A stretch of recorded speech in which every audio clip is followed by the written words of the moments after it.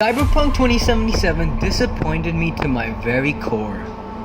Is what I would have said if I wasn't jaw-droppingly mesmerized for 132 hours straight of my first playthrough. I finished the game and was like, another one. And then after playing for another 100 hours, I could tell my friends. I took 2 bites, bitch. Before loading up Cyberpunk again and playing the new patches with some new mods this time. Oh shit, here we go again. But while I was playing this visually groundbreaking ray tracing story that's gut-punching over advertising, huge undertaking and super fun, 85% finished game, I realized everyone who played Cyberpunk on an Xbox One, PS4 or a lower end PC was actually playing Fallout 76. $60 in the garbage. It's like whenever I like something, the internet decides it's the worst thing to ever happen to planet Earth. Honestly, every time I try to do something fun or exciting, you make it not that way. I wanted to pump the brakes on the hate with this game because there's plenty of negative crap about this game anyway. Some completely biased and stupid, and some not so stupid critique. And they've been going through some intense backlash and hate, so I think it could be cool to hear a different perspective from someone who does enjoy it. I truly believe this is poor decision making and nothing else. They aren't like other companies and they deserve at least one person rooting for them. In a world where we get bad AAA titles left, right and center, I think it's important to support true developers who love the work. I mean, how can we criticize Cyberpunk 2077 so much when games like this exist? Firepower, lights and other items, and then you run wires that connect them all, and again, it just works. I mean, how can we? How can you stop? How can you stop? To make a game that makes sightseeing in this neon megalopolis provide just as much meticulous wonder as gawking at Keanu Reeves, Johnny Silverhand's perfectly imperfect skin and a totally insignificant minor character is completely breathtaking.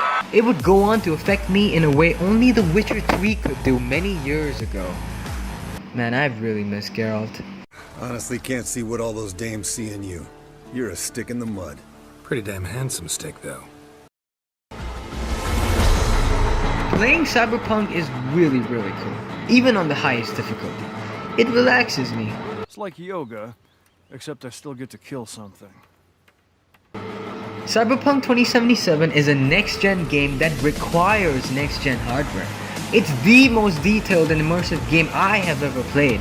Red Dead 2, Last of Us 2, and Uncharted 4 are a close competition.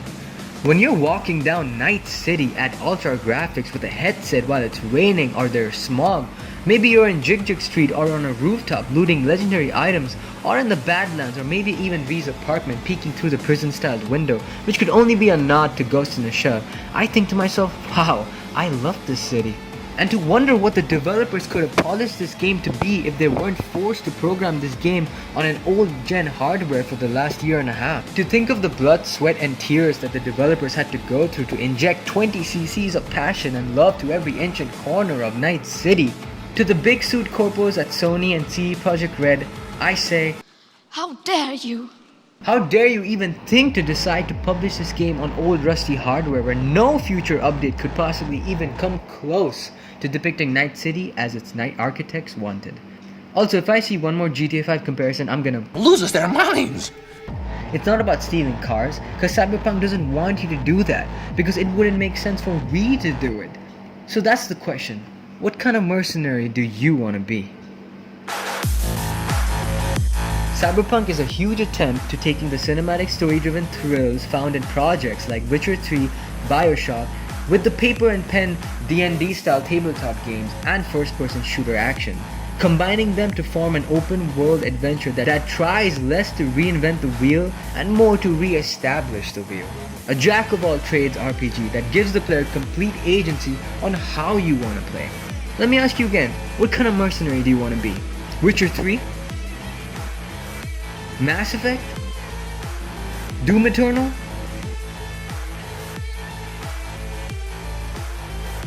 Deus Ex? Mirror's Edge?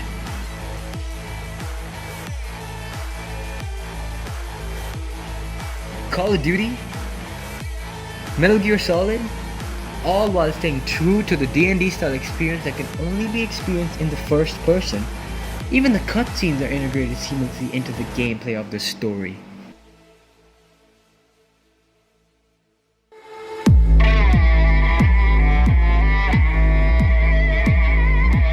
Experiencing a story of two main characters sharing the same mouse and keyboard was so much fun.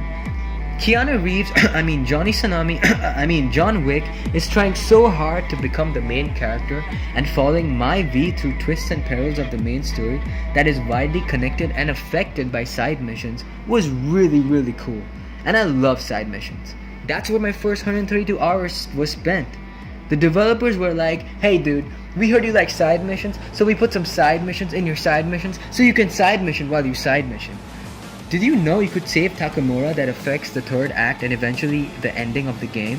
Did you know you could finish multiple missions completely passive by hacking or simply talking? Did you know if you have the right cybernetic implant you could tell that Adam Smasher knew your location? Or that the quest summaries are actually Johnny commenting them for you? Some even deceiving in hopes to manipulate you. And that's another thing. The music.